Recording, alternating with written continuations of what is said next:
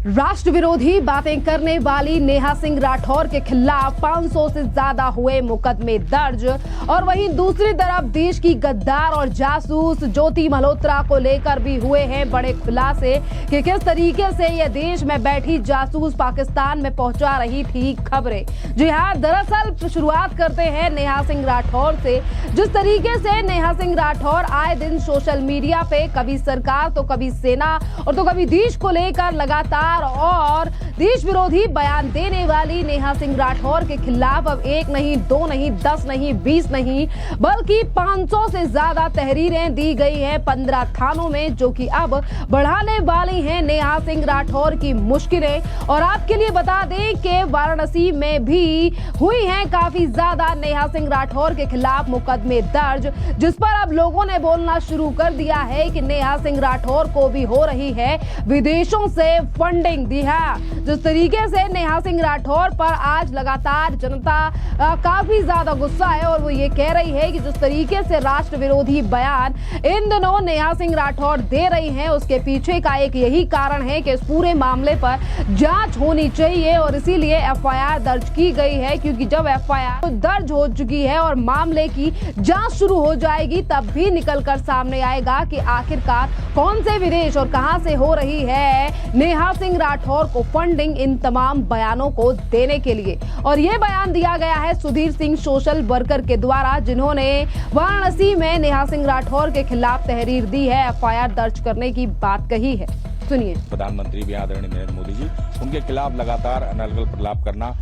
उनको डायर कहना, कायर कहना, ये सब चीजें जो है हम लोग शुरू से बर्दाश्त करते चले आ रहे हैं। लेकिन अब इंतहा हो गई है, क्योंकि अब इनके वीडियो का जो है इस्तेमाल पाकिस्तान में किया जा रहा है, जो देशद्रोह की संख्या में आता है। जो है लगातार पाकिस्तान में मीम बन रहे हैं, तमाम तरह तरह की खबरें चलाई जा रही हैं कि देश का प्रधानमंत्री जो भारत का है वो देश में ही लोकप्रिय नहीं है, और ये जानबूझ करके हो रहा है। ये टूल किट है और ये टेरर फंडिंग हो रही है पाकिस्तान से सीधे इसको कि तुम इस विषय पर बनाओगी, और उनको सब्जेक्ट दिया जा रहा है उस विषय पर वो वीडियो बना करके कर रही है। तो ये अक्षम्य है, देशद्रोह है, और ये काशी की जनता इसको बर्दाश्त नहीं करेगी। और हमने आज जो सुबह शुरू किया है तो अब तक 400 के लगभग जो है प्रार्थना पत्र विभिन्न थानों में दिए जा चुके हैं। हमें लगता है कि रात तक 1000 एफआईआर हो जाएंगे और कल भी ये क्रम जारी रहेगा। और अगर इसने दोबारा वीडियो बनाया तो लाखों लाख एफआईआर बनारस से होंगे। काशीवासी चुप नहीं होने वाले और अपने सांसद का अपमान बर्दाश्त नहीं कर सकते काशीवासी।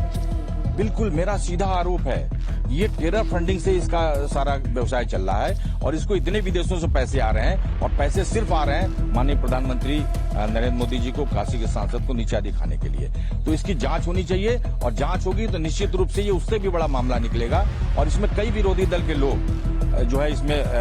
जो है फंसेंगे। और मेरी तो काशी की तरफ से चेतावनी हम लोगों की कि कोई भी, चाहे वो राजीव गांधी हो, राहुल गांधी हो, चाहे वो अखिलेश यादव जी हो, कोई भी अगर हमारे काशी के सांसद को अगर कुछ भी खराब बोलेगा तो काशी की जनता उसका मुंहतोड़ जवाब देगी। वो किसी स्तर पर जवाब देने को तैयार है। उनको चेतावनी है कि समझ जाइए, अगर आपने अब दोबारा कोई वीडियो बनाया तो लाखों लाख एफआईआर आपके बनारस से होंगे, और काशी अब अपने सांसद का अपमान बर्दाश्त नहीं करेगी। तो देखिए, आपने देखा कि किस तरीके से जो सोशल वर्कर हैं और तमाम जनता आज नेहा सिंह राठौर को लेकर काफी ज्यादा गुस्से में है, और वो ये कह रहे हैं कि आज विदेशों से फंडिंग लेकर आज ये लोग राष्ट्र विरोध की बात कर रहे हैं। बात अगर राष्ट्र विरोध की हो रही है तो देश की गद्दार ज्योति मल्होत्रा की जासूसी गतिविधियों को लेकर अब और भी ज्यादा बड़े खुलासे हो रहे हैं, क्योंकि अब इसी ज्योति मल्होत्रा की एक व्हाट्सएप चैट सामने आई है, जिस पर अब ये निकलकर चीजें सामने आई हैं कि ये पाकिस्तान के खुफिया अधिकारी से अपनी भावना व्यक्त कर रही थी, और ये तक कह रही थी कि मेरी शादी करा दो पाकिस्तान में। पाकिस्तान के लिए जासूसी के शक में पकड़ी गई हिसार की यूट्यूबर ज्योति मल्होत्रा की पाकिस्तानी खुफिया एजेंसी के अधिकारी से खूब बातें अब सोशल मीडिया पर वायरल हो रही हैं,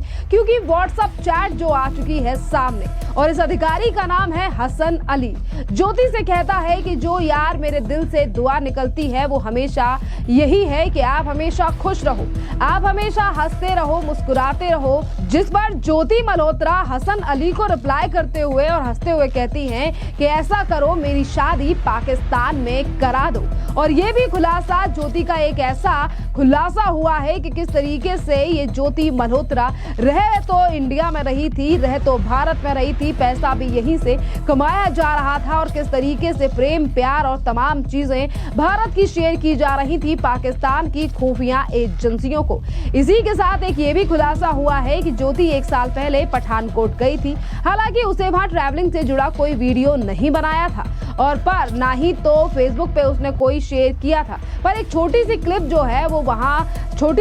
है वो उसने अपने सोशल मीडिया पर शेयर की थी, जिसके बाद एनआईए ने और इंटेलिजेंस ब्यूरो ने यानी कि आईबी ने इन तमाम वीडियोस को खंगाल कर ये पता निकाल लिया है कि पिछले साल ज्योति मल्होत्रा पठानकोट जाकर आई थी और वो सिलसिला कोई ट्रैवल से जुड़ा हुआ मामला नहीं था, क्योंकि उसकी कोई वीडियो ज्योति मल्होत्रा ने पोस्ट नहीं की और एनआईए ने उसकी पठानकोट विजिट को लेकर संदिग्ध कयास लगाए हैं और ये कहा है कि आर्मी कैंट और एयरबेस की रेकी के मकसद से ये वहां पर गई थी और यानी कि ये यहां पर आई थी और यानी कि पठानकोट ये वहां पर गई थी। ऑपरेशन सिंदूर के बाद पाकिस्तानी आर्मी ने पठानकोट में आर्मी कैंप और एयरबेस को टारगेट करने की कोशिश भी की थी और यहाँ 2016 में भी हमला हो चुका है। यानी कि देखिए कि किस तरीके से पठानकोट से ये जो देश की गद्दार है ज्योति मल्होत्रा, इसने तमाम जानकारियों को इकट्ठा किया, पठानकोट में भी गई पर वीडियो नहीं बनाई, ये तमाम सवाल खड़े कर रहा है।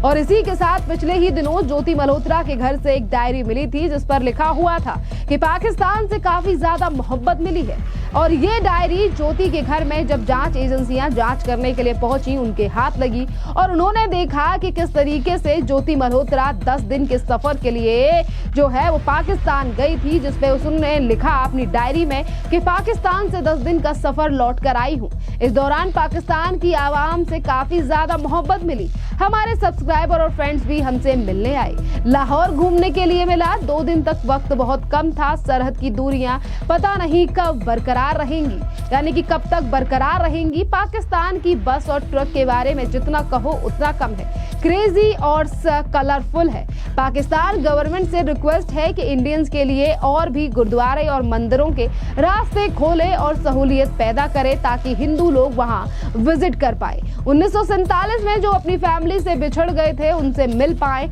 और डायरी से ये पता चलता है कि ज्योति हिंदी के साथ उर्दू भी सीख रही थी। और देखिए इन तमाम चीजों को ये जो खुलासे हो रहे हैं इन पर अब हमें खास जानकारी ये भी रखने की जरूरत है कि किस तरीके से भारतीय सोशल मीडिया प्रभावशाली लोग हाल ही में पाकिस्तान की यात्रा कर चुके हैं और एक ऐसी सामग्री डाल रहे हैं जो पाकिस्तानी कथन का समर्थन भी करती प्रतीत होती है। और ये एक गंभीर विषय इसीलिए भी है क्योंकि देखिए ऐसे ही लोगों की जानकारी लेकर आज ऐसे लोग सामने आ रहे हैं जिन्होंने सोशल मीडिया पर कई ऐसी पोस्टें डाल रखी हैं जिन पर अब अधिकारियों ने कड़ी नजर रखना शुरू कर दी है। और अभी तो ये सिर्फ शुरुआत है जब ज्योति मल्होत्रा और तमाम ऐसे लोगों की गिरफ्तारी की जा रही है जो कि भारत से जुड़े तमाम सुरक्षा चीजों को यानी कि यहाँ की जानकारी को पाकिस्तान की खुफिया एजेंसियों तक पहुंचा रहे हैं। अब एक एक कर इन लोगों के ऊपर शिकंजा कसा जा रहा है, चाहे राष्ट्र विरोधी हो या राष्ट्र की खबरें दूसरे देश को पहुंचाने वाले लोग हो, उनके खिलाफ लगातार शिकंजा कसा जा रहा है और लोग भी आज भारत की जनता भी इनके खिलाफ ही खड़ी है। चाहे फिर वो नेहा सिंह राठौर हो जो भारत के प्रधानमंत्री भारतीय सेना पर आए दिन सवाल उठाती हैं और जब एफआईआर दर्ज उनके ऊपर हो चुकी है तो एफआईआर की जो एक पोस्ट छपी है उसको भी शेयर कर नेहा सिंह राठौर कहती है कि बस जोर प्रधानमंत्री का बेटियों पर ही चल रहा है, जिस पर जनता ये जवाब दे रही है कि बेटी नहीं हो आप, बेटी के रूप में कलंक हो। जिस तरीके से भारतीय सेना के द्वारा किए गए ऑपरेशंस पर सवाल उठाती हो और तुम्हारी जो वीडियो पाकिस्तान में शेयर होती हैं ये भी आज देश की जनता को दिखाई दे रहा है।